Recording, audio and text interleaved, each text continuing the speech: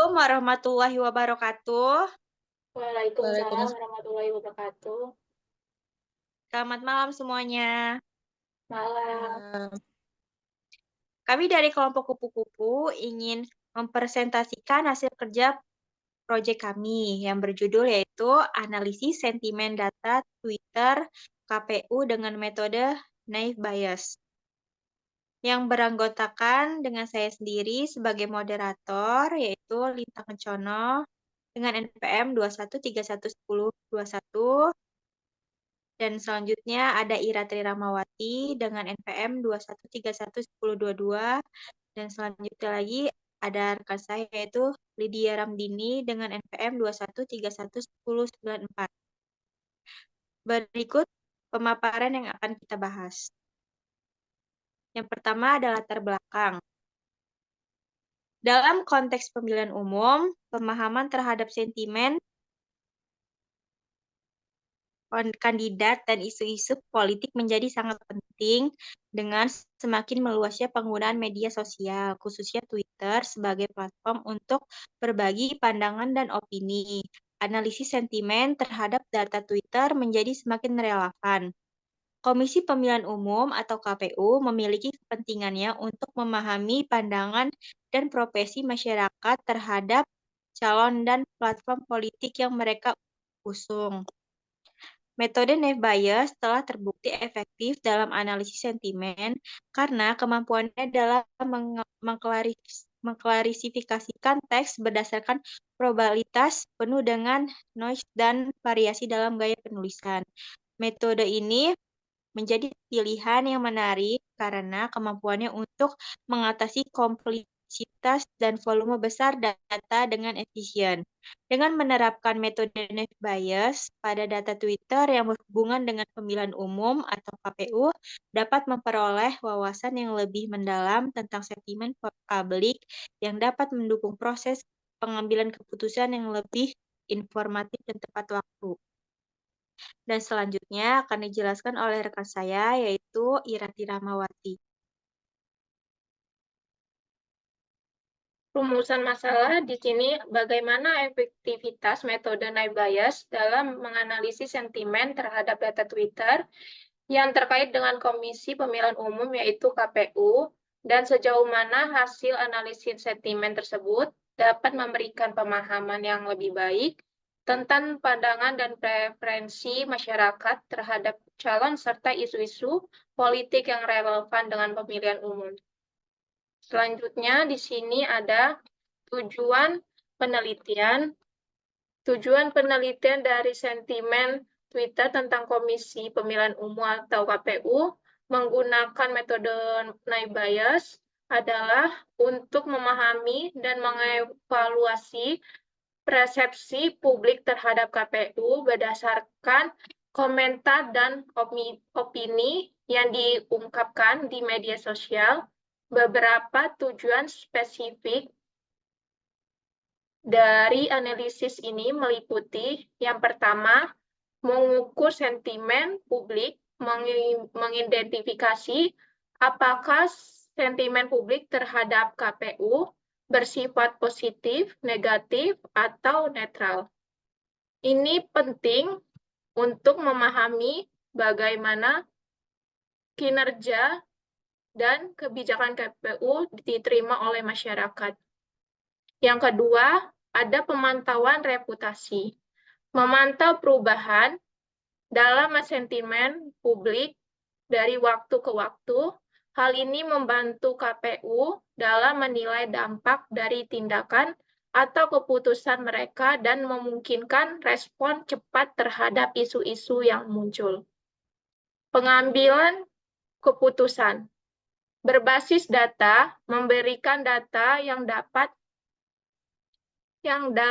digunakan oleh KPU untuk membuat keputusan yang lebih baik dan strategis.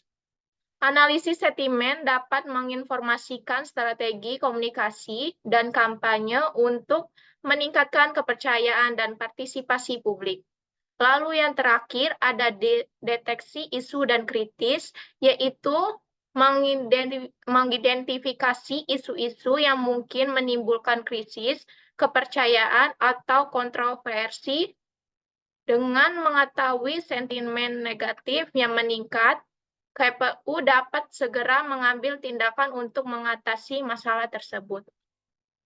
Next, kita ada di sini manfaat penelitian, meliputi berbagai aspek yang dapat meningkatkan pemahaman dan respons KPU terhadap opini publik. Berikut adalah beberapa manfaat utamanya. Yang pertama, efisiensi dan akurasi dalam pengolahan data, yaitu metode naive Bayes. Metode ini dikenal karena kesederhanaannya dan kemampuan dalam memberikan hasilnya yang akurat dengan waktu komputasi yang relatif cepat.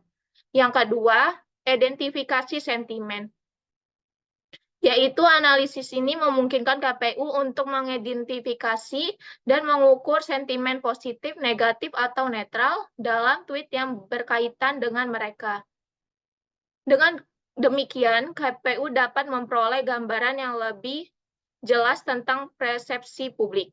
Yang ketiga, pemantauan dinamika opini publik, tren, dan perubahan, yaitu dengan analisis sentimen yang berkelanjutan, KPU dapat memantau bagaimana opini publik berubah seiring waktu, terutama setelah pengumuman atau kebijakan baru.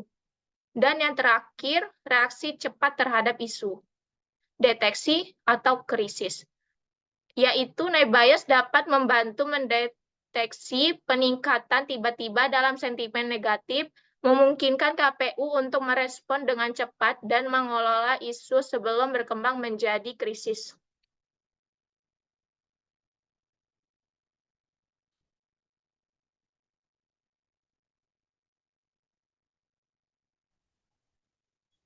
Dan selanjutnya akan dijelaskan oleh rekan saya, yaitu Lydia Ramdini.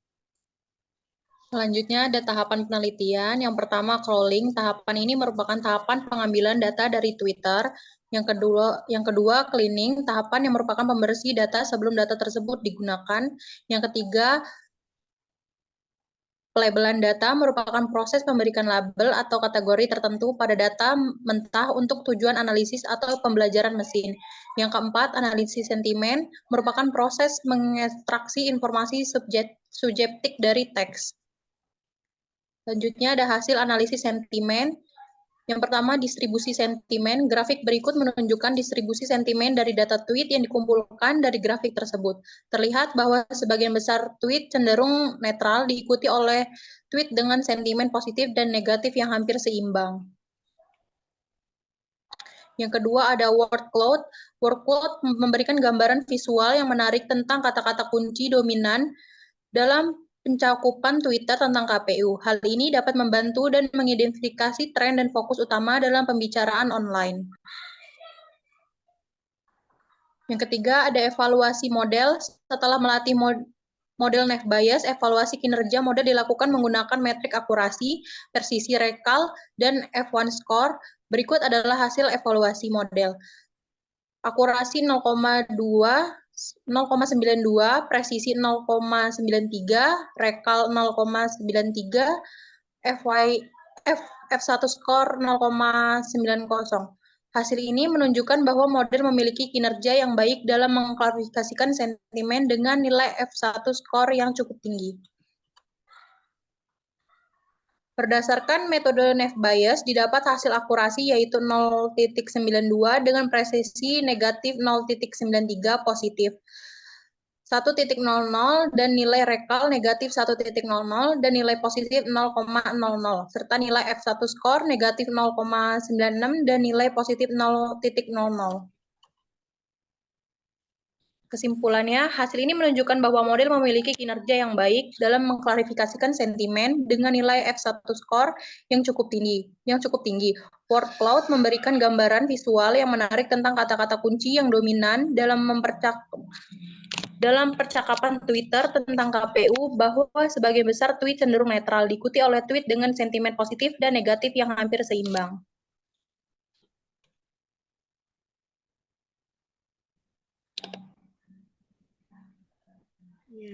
Sekian presentasi kelompok kami. Semoga apa yang kami sampaikan bermanfaat. Terima kasih. Wassalamualaikum warahmatullahi wabarakatuh. Waalaikumsalam warahmatullahi wabarakatuh. wabarakatuh.